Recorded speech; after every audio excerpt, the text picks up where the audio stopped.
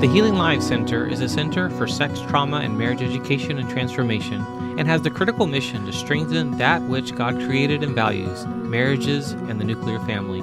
Dr. Gilbert, your host, aims to provide important teaching on tough topics, great interviews and conversations, and tools just for you, all emphasizing a biblical worldview. Join us now with today's feature. Welcome to the Family Features Podcast. My name is Dr. Corey Gilbert, and today I have a great conversation with Carrie Schmidt. So thank you, Carrie, for coming on. Thank you, Dr. Corey, for having me on. I'm excited to be here today. Yes, looking forward to what you can bring to us and kind of your journey, the adventure of life you've been on, but also the tools you've developed because of that, which is kind of cool to see how that works. So I guess tell us a little bit of kind of where you're at and what brought you here. Absolutely. Right now, I am an author. So I just published my first book. Thank you. It's called Behind the Screen. I just launched it on June 1st. I'm a speaker and life and business success coach. So I offer a variety of different life coaching programs, and I do business consulting services. And my dream, my mission is to reach, teach, and transform lives globally by helping people raise their level of consciousness and helping raise mental health awareness, because I believe mental health is the most important health that we should be focused on. Yeah, and I think people know and understand mental health, and I know we need to talk more about it and make it more normalized, if you will. We all have one. But what about level of consciousness? What does that mean? Your awareness to the power that you have, the passion and the purpose that is inside of you. And I believe that most people are conditioned to believe in limitations and certain things that hold them back from living out their purpose in this lifetime. So just raising their level of awareness and consciousness to the power they hold. And it's amazing to think about that. I think a lot of us can easily dismiss that. And I think many do, but the idea that we either do one of the two extremes. We tell every kid they can be anything they want, and we're lying to them because, sorry, you can't. But then in the other extreme is, what are those limitations that are put on ourselves because of expectations of those around us? Yeah. So, like, I'm not very good at school, so therefore this, and this. I'm not very talented here, but you can learn. So what did you learn on this journey? Because a lot of this is very personal to you. Yeah, absolutely. I learned that your mindset shapes your reality. I talk a lot in the book about energy, vibration, and frequency. Nikola Tesla and Albert Einstein understood the fundamentals of the universe in the 1900s, but here it is 2022, and we're still not associating these with the root of life. I mean, everything depends upon your energy and where your energy is vibrating. You can vibrate at a high vibrational frequency, or you can vibrate at a low vibrational frequency. And low is anger, jealousy, fear, envy. Those are leveled on a dense level, whereas gratitude, hope, compassion, love are vibrating at a higher level. And there's a thing called the law of resonance. And it says that, you'll attract basically who you are. And sometimes we need to get real with ourselves and start to notice our way of thinking and feeling, which determines the level at which we vibrate, and realize that our thinking and feeling creates our actions and or reactions, and those in turn create our results. So sometimes we think, I'm stuck, or I can't do this, or whatever the becauses are. I help my clients kind of reframe that way of thinking and say, I can, I will, I am, vibrate at a higher level so that you can attract and resonate with higher energies. And I think the language that you're using, I love it. I've heard it a lot through my own research and my own reading, but I think a lot of the people listening have not. I think that we actually get afraid of that kind of language of energy and vibrations and all that. Yet every single interaction I have with another person, I'm either drawn to them or I'm kind of a little bit of a pushback. And we don't think about that as energy. Every room we walk into, And I think my favorite example of that is when you might be sitting somewhere in an office or somewhere and someone walks in the room and you feel them. Mm-hmm. Like, no, you didn't feel them, but yeah, you did. There's an energy, and then they walk in the room. We don't think of it that way. So to A friend of understand, mine, go ahead. a friend of mine once said, your energy introduces you before you even speak. Oh, I love that. Oh, I really do It's love very that. true. Yes, it does. Yeah. And so we're giving that off. And then you mentioned mindset. So then what I believe about my capabilities, what I can and can't do, what I can accomplish, who I am matters so much. Yep. And what I believe about the room I'm about to enter or Mm-hmm. the team that I'm about to interact with. You Mm-hmm. can come in with a negative mindset, negative energy because of your viewpoint of the situation. And Preconceived notions. right, the power exists in the moment when I can pause and become aware of my way of thinking or feeling and shift that perspective before I even show up, because Mm-hmm. it's all about your energy when you show up. Yeah, it made me actually think of the routines that a lot of athletes go through. Those right before that they're on, and the routines that they actually go through help center them, help focus them, help get all the craziness into the background. Yep. I say, I always start my coaching classes with my clients is we do a state of being. We do a check-in to see where we're at, and we will identify what we're grateful for and proud of. Mm-hmm. And we pause and breathe into the present moment, which actually calms your central nervous system, allows you to regain that balance and composure, so that if you're out of alignment with your vision or dream of what you're trying to achieve, you pause, breathe in to kind of become in harmony with that, which is basically re-energizing your energy to that frequency of where, your dream or goal is. Mm-hmm. It made me think of something I teach in one of my trauma classes, is the idea of echo of praise, that what I, in a sense, send out, there's this echo back. And so how I relate to people, again, something we don't tend to think about in that energy level. So tell me more about how you ended up in the job and career of writing this book, like your story. How did you get here? It's a long story. Go for it. I'll start when I graduated college. I graduated with a marketing management degree, and I was working for a chiropractor as a marketing director when I found out I was pregnant, and I had my son, who I call my angel baby. I say God planted the seed in me when I needed to change and when I needed to wake up at that point in time in my life.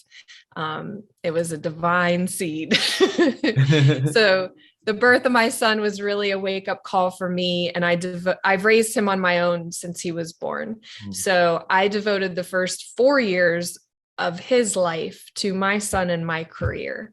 So I started with a manufacturing company in the Pittsburgh area as a customer service representative. And over the course of 10 years, I just kind of climbed the corporate ladder.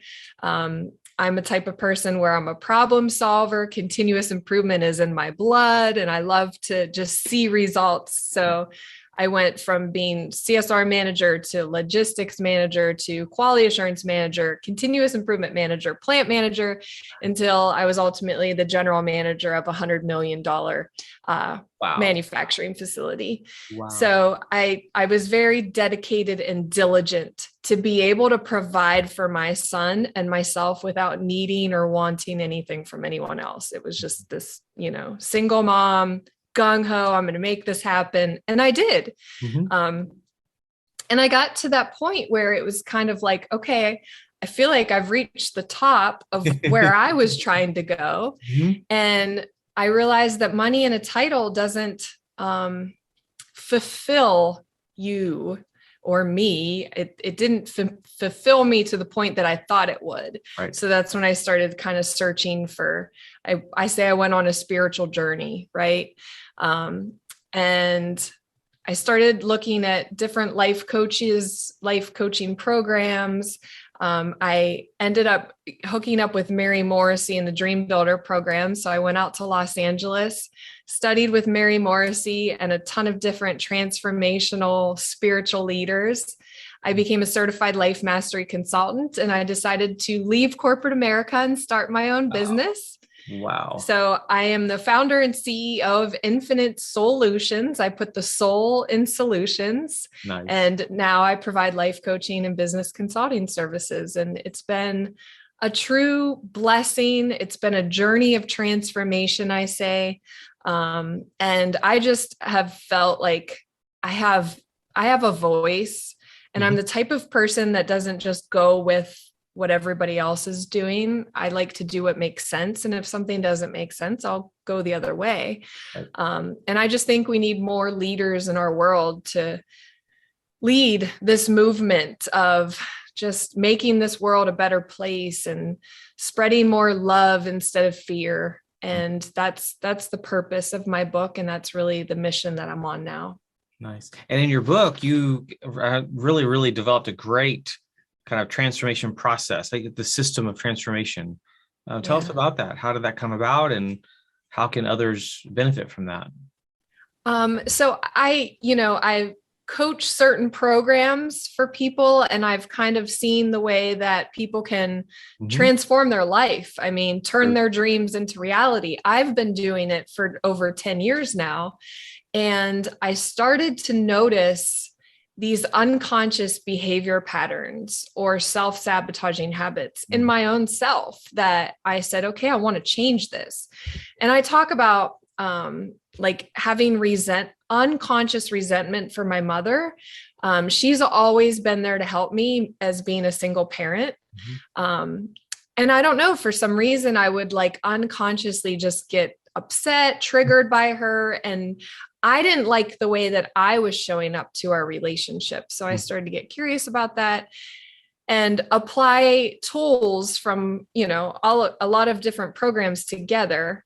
And I realized that this really works. So I teach people how to identify their unconscious behavior patterns that are negatively impacting their results in life. It could be your health and well-being, love and relationships, your career, and start to get curious about those. And that's step one, is to tag it. So I'm going to become aware that I have this pattern and I need to change it. So I'm going to identify it.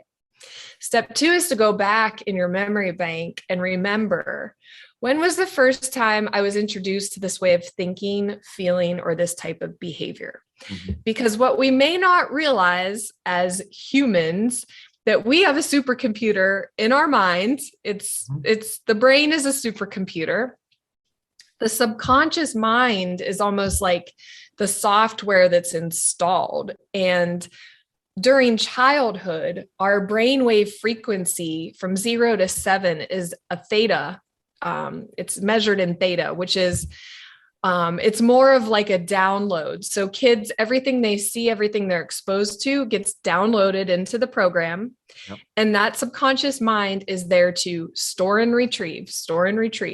So it's storing, right? And then we grow up and we have these beliefs or these thought patterns that continue to get retrieved by the supercomputer. Yep. And we don't realize that it's playing. And until we become aware or conscious of it, that's raising your level of consciousness. Yep. That'll give you the power. So I help people go back into the subconscious program, identify what was the program that was installed. We have to remember it. We have to feel the way we felt back then, because a lot of times we don't process that energy, because feelings are emotions or energy in motion, or they can become stuck. Love it. And then step 4 is really important, because you have to flip it. You see, we walk through life with our blinders on and we think, you did this. But when you point your finger, realize there's 3 other ones pointing back at you. Yep. I contribute too. So I think we need to flip the perspective sometimes and see it from a different story. Nice. I use a story about my dad in the book, where my dad and my mom got divorced when I was 8. There was a lot of fighting when I was little. And my dad used to yell and he'd get really mad because my mom started working and she would wear skirts to work. Well, that wasn't okay. So, I look back and see the resentment that I have is kind of a byproduct from my childhood. But also, to take it further, my father was raised by a mean old German dad. I never met my grandpa, but I heard that he was very mean. And him and my grandmother came over on the boat from Germany. Mm-hmm. My grandmother raised 8 kids, never got a job, never left the house, never even got her driver's license. So my father was raised in this environment. Okay. And so when he's in a marriage, he's thinking the same thing because his faulty program is you don't do that. Yep. Right. Yep. And so those faulty programs get passed down to us, generation, family, whatever it is. And we have to break the cycle. We break the cycle by starting to see it from a different perspective. Mm-hmm. It's not our fault that we got this download, right? But we can become aware of it so we can change it. And all change starts with me, you. You can't change anyone else, but you can change yourself and Correct. You can transform yourself. Yeah. So that's step 4 of the 7-step system. Nice. That alone, just stopping there, it's amazing how much is missed when we don't do that. When we don't tag it, remember it, feel it, flip it. I love those, yep. The way that you simplified those very well. We actually need to name it. We need to look backwards. We see our programming, and then we need to deal with that programming. And I love that piece. You usually don't hear this other one that you said, the looking at it from a different lens, a different perspective. It really does change how we see our parents or how we see traumas and other problems that we went through as a kid. But that birth to 7 is one of the most critical developmental stages, is the most critical developmental stage of our life. Mm-hmm. And we don't, at least in my work with parents, they don't see it that way. They see birth to 4, 5, 6 like survival mode. Yep. And then maybe 6 and 7, they're starting to engage in T-ball or something. Yep. This is so pivotal, which is why when you look at other cultures where kids are to be seen and not heard, and kids are just off to the side, there's a reason why there's trauma from that. Like, there's a result from that, where in America, we started getting something right in terms of focusing on family and focusing on even the early developmental stages of children. Mm-hmm. But it's like we've lost something, which sounds like is your heart and passion, is to almost kind of reorient people back to, you do have a lot more control than you realize. Yes, that's it. We have the power. We're equipped with everything that we need. It's just becoming aware of it and learning how to use it. And who sabotages it?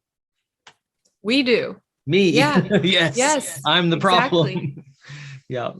Yep. So I get in my own way. But I also think if we could teach emotional intelligence, start teaching emotional intelligence in elementary school, middle school, high school. It should actually be a curriculum, like its own subject.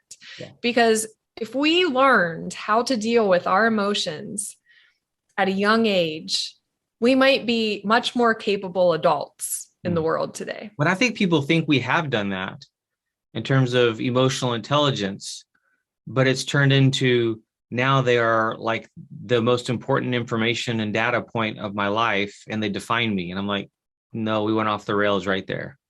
Yeah. I actually say my emotions are bad data most of the time. They're data, they're important, but I don't lean on them. They're not my definition. They're important to learn from. They tell me, wow, I'm actually not where I want to be. They help me, but I need to make the conscious decision to go, I'm having a bad day. I don't need to stay there. I can choose a better attitude. I can choose a higher frequency, like you said, which is really good. So then what are the last few steps? So after flip it, step 5 is to release it. So we carry energy in our biofield. And a lot of people I didn't learn any of this stuff until, I was 30 in my 30s. So I just feel like it's it needs to be taught that everything's energy, and energy from your past will continue to follow you until you release it. And, people say, I feel like bad things always happen to me. I have this dark cloud that follows me around. Well, yes, that's your energy body. You do. We have to process and release those emotions from the past. So I have a whole chapter dedicated to releasing repressed emotions. And there's some difficult trauma that happens to people that you might need a professional to help you, and definitely get it. But you can release these emotions. And once you do, it's like a weight has been lifted from you. And then this is where the fun part starts. Step 6 is to reprogram. So you can actually reprogram your mind, your way of thinking, feeling, acting, which is going to improve your results in life. So I teach you how to reprogram your mind. And then step 7 is to resonate, because you have to resonate in the energy of what it is you're trying to attract or become. So if I want to, let's say I want to manifest my soulmate, the love of my life. I did this actually. I do workshops where I teach people how to vision 3 years into the future, and how to really be very clear, because clarity is power. Specificity, like be very, very specific with your vision of what it is you want. I say you have to 5 sense it. So you have to see it, feel it, hear, all of that. In your mind's eye. Then you have to speak it. You have to believe it. Okay. But then you have to resonate. So that means you have to put on the energy of that person now. So for instance, I'm going to be interviewed by Oprah Winfrey. So I have to show up and I have to act and speak and resonate in the energy of me sitting in Oprah Winfrey's garden in Maui, being interviewed by her, because I can, I will, and I am. And when you do that, you put the how on hold, because the universe is infinitely expanding. There's a quantum field, there's a 0 point, there's all kinds of stuff that we can go into quantum physics. But if you have a burning desire, grateful expectation, and you believe it 100% without a doubt, then you take action every single day, baby steps. Yep. You can achieve it. Yep. And I think what you just described right there, go ahead. Sorry. I was going to say that's the 7-step system. Yes. After you're done with the 7 steps, you rinse and repeat. So you just continue to rinse and repeat those steps until there's the 21-90 rule. It takes 21 days to break a habit, 90 days to reprogram a way of thinking. That's why most coaching programs are 12 weeks. And then after the 7-step system, if you want to go deeper, I have a supplemental coaching program I offer to master your mindset, heal your soul. Right. So it really is a transformational system. Yes. And I think what you described there at the end, kind of this last part, the steps 5, 6, 7, and the resonate. Most of my audience are Christian men and women who don't think that way. Yet my challenge to the listener is, I think you think that way and you don't realize it. Absolutely. A lot of this idea of quantum physics, which I actually love the research there, and a lot of my work in research in trauma, this is the language in terms of energy and that resonating that I don't even like personally at first, or didn't like. And I've learned to understand that when I understand what this means as a Christian, it changes everything. It's everything Jesus showed us to do. And I mean, we need to be careful that we're not, like, sometimes we can set an intention in a direction that we don't need to be going in. So we end up, and this is what I tell my college students, is oftentimes they set an intention to marry someone that they have no business marrying. Right. So it's careful. That's why I almost tell some of my students, you need a committee around you helping you with this. You need people in your life. But the idea of resonating is, I do really truly call forth, if you will, kind of what happens next. So a lot of what we're dreaming isn't happening because we truly don't believe it. We don't believe God can do it. We don't believe the world can do it, or the universe can do it. We don't believe anything. We feel stuck. And so your system actually really does walk through a person through, and I love the rinse and repeat. This is a constant over and over and over as you deal with different parts of yourself. Yeah. And for me, it's like the science behind spirituality.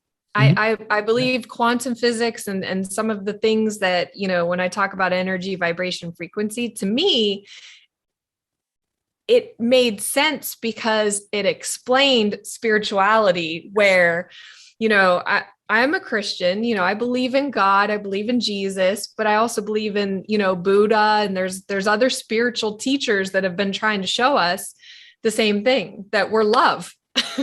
And love is all there is. And if we can discern between the egoic lens and the spiritual lens, and choose in the moment, but faith, having faith in God that's it. It's your belief. It's a belief in a higher power, which is there and will work for us if we believe it and truly connect to that power. It's in us. Yeah. I want to say Neville Goddard. If you haven't heard of Neville Goddard, amazing. Like, he wrote books in the 1940s that really kind of take the Bible and explain it in different terms. And I just like different perspectives because I feel like everybody can connect with certain perspectives. So it's another resource, maybe for the listeners. And one of the ones I've read a lot of in the last few years is Bruce Lipton, Dr. Yes. Lipton.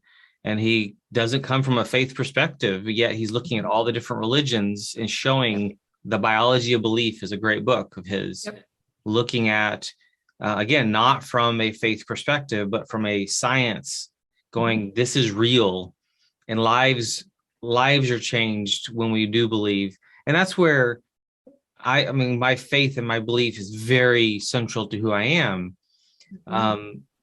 Everyone's is, in a sense. And the sad thing is, most people don't really realize what they do believe in.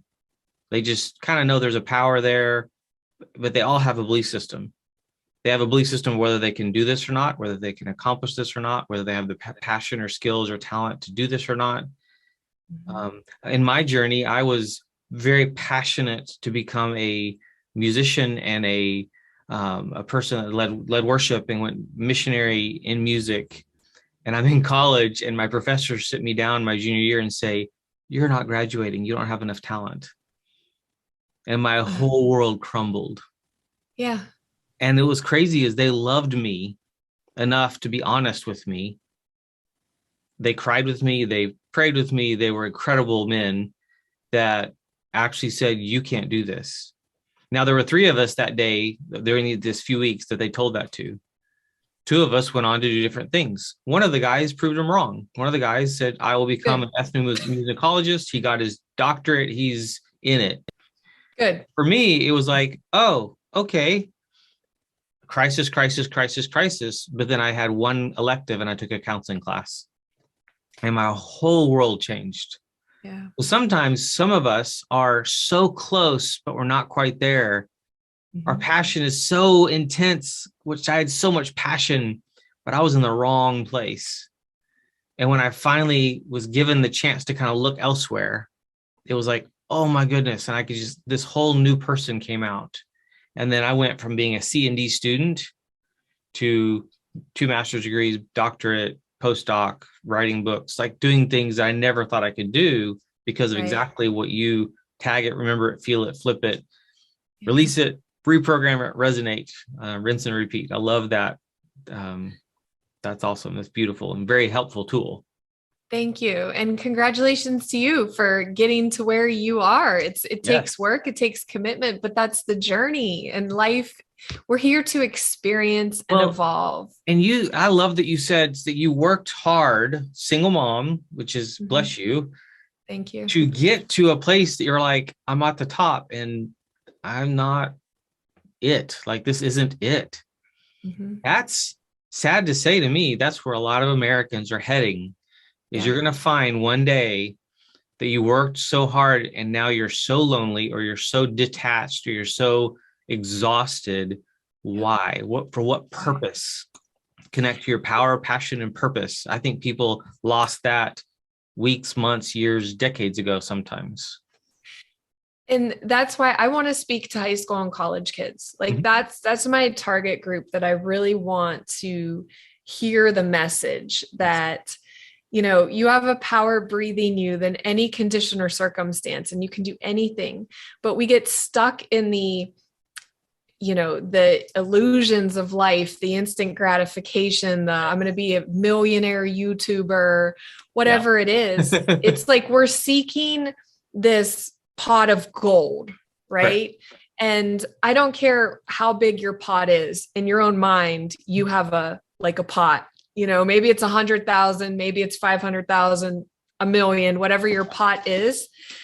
Once you get that pot, it's not going to be it.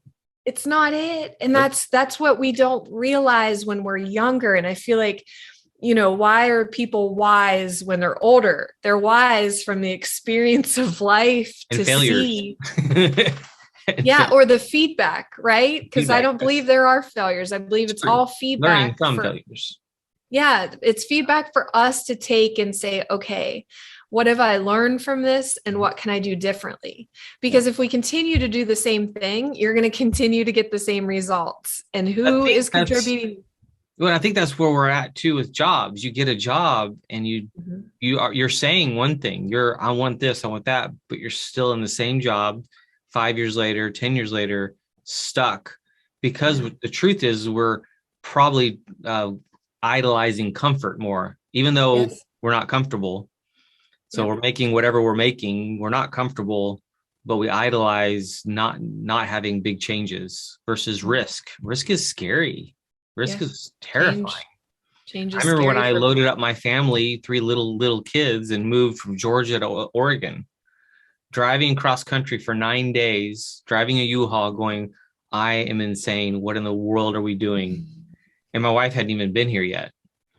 But our belief, my wife and I's belief was, if it's not the right fit, we'll load up and do it again. So luckily both of us think that way.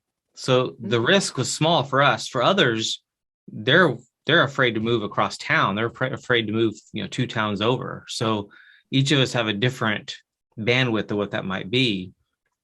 But who you partner with is really important as well. Who you listen to, who you let speak into you. There are people that are not speaking health into you. They're speaking, what's even a good word for that? They're holding you back. They're hurting you. And so who you partner with is so important. So important. And you really, for younger people listening, you have to love yourself first. I feel like we try to fill a void within us with things on the outside. Yes. Whether it's another person, this person's going to, I'm going to find somebody to love me. Right. Make me happy. Yeah. None of that. You have to be happy here. You have to love yourself inside before that'll ever be successful. And I think it took me way too many relationships and way too many years to realize that.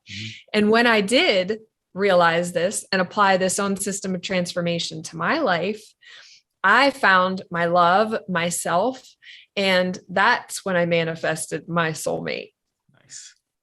Yeah. So I know my wife and I, we met, at the time I was told by doctors I would never have a job again. I was told by doctors I would probably be homebound. I was told by doctors that I could basically be done. I was working on my doctorate. Didn't know why, because I was walking with a cane. I was a mess.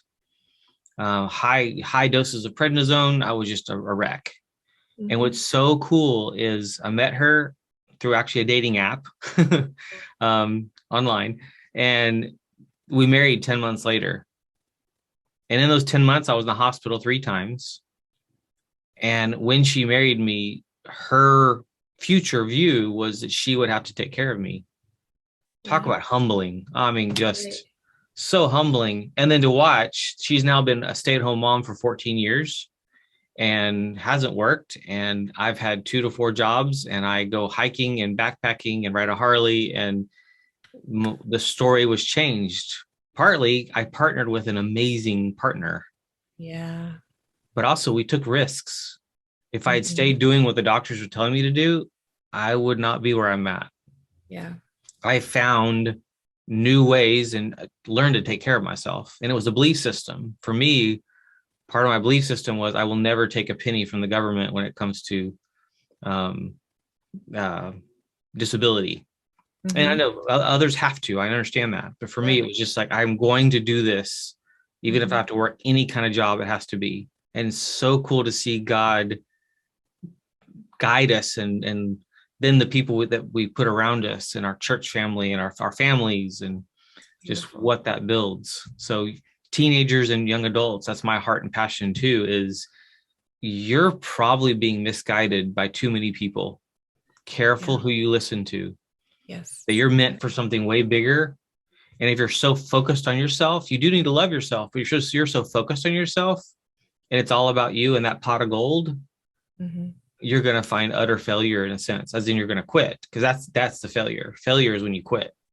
Mhm. If you make mistakes and you learn from it, then you're proceeding forward. But my heart for you is that you find that this kind of skill and tools, there's so many good ones, and this is a really good one that can actually transform your life. Yeah. And awaken you. Just, Yes. sometimes we just need to wake up. I Yeah. say we're a bunch of supercomputers walking through life on autopilot, Oh, that's so scary. That's so right? But it's scary. so true. I It mean, is. people go through, it's just it's the same day over and over again. It's like Groundhog Groundhog's Day. Day. Yeah. I Yeah. get up, I do this, I go to work, I come home, I do the same thing next day. Well, hey, You're not meant for that. here's what I've learned too, is I say that most people will wait for the wake up call to kind of wake up, right? And those come in the 3 Ds: death, disease, or divorce. I hate to say that, but That's it's true. true. It's true. And for me, my wake up call was when my dad passed away at 60 years old unexpectedly from pneumonia. Mm. And that was just my wake up call Yeah. to life, to say, okay, I'm going to start taking action, because tomorrow isn't promised to any one of us. And we really need to live today as if it's our last, because this is the moment. The present moment is the gift that we have to experience. And too often we're stuck living in the past, or we're stuck worrying about the future, stressed or anxious. So if we could just be here now in our just be love and just be. Yeah, just be, and that means be with the people that we love. That means investing in other people. It means that power, passion, and purpose isn't about me. In the end, it's about what I'm giving to this world, what I'm to my family, to those around me, to those I work with. Because you literally walked away from a really good job, Yeah, to take a risk to make a difference in the world, which is not normal, becoming more acceptable, but it's still a risk. And so bless you for doing that. That's incredible. Now, thank your you. website is carrieschmidt.com. Carrie-Schmidt.com. So the link will be in the notes, carrie-schmidt.com. Yep. Yes. And there you have not only access to purchase your book, or you can go to Amazon to purchase your book, but you have other resources, coaching program. What's the name of your book? Forgot to even ask. It's called, it's Behind the Screen. Yes. This is it right here. Hey, it's in print. I love it. Yeah. Behind the Screen. The screen is your lens of life. So this book will, I say most people see life through a foggy screen. Mm-hmm. Because we've been conditioned by our past experiences. So the screen is your lens of life, of how you view your environment, how you view yourself, how you view other people, how you think those people perceive you. It's just kind of a mirror in a matrix of these perceptions and reflections, and all of that shapes our reality. So if you want different results in life, if you want to improve, you kind of got to get behind your screen. You got to go into your subconscious program that's running your life 95% of the time. And you might need to clear some of those programs out. Love it. It's a great picture. Great picture. Thank you. Awesome. Yeah. So Carrie-Schmidt.com, and your book, just last name. Yeah. Behind the Screen. Behind the Screen. Behind the It's Screen. available on Amazon. If you get it, please leave a review. Those reviews help us reach more readers. Share it with your friends, family, community. And if there's anybody who needs a speaker, I am looking to speak to as many people as possible, specifically college or high school students. So anybody out there, just reach out. I'd love to come speak for you. Awesome. Well, Carrie, so great talking with you and getting to know you, and look forward to seeing what all you do to impact this world for the better. So great to meet you. Thank you so much. Thank you for all of everything you're doing too, and kudos to you on your journey of just being amazing. So it's great. Thanks. Thank you for tuning in to the Family Features Podcast. It's been an honor to serve. If you're struggling and in need, Dr. Gilbert provides a free consultation for new clients. Check out his website at healinglives.com to book a call. If this has been helpful to you, please share it, leave a review, and help us get the word out so that we can see lives changed, marriages touched, and more people come into a life-changing relationship with Jesus Christ. For more help and resources, check out Dr. Gilbert's website for books, courses, and more trainings at healinglives.com. Bless you and your family and all God wants to do in and through you. Remember, your marriage and family are worth fighting for. This is Dr. Corey Gilbert. See you next time.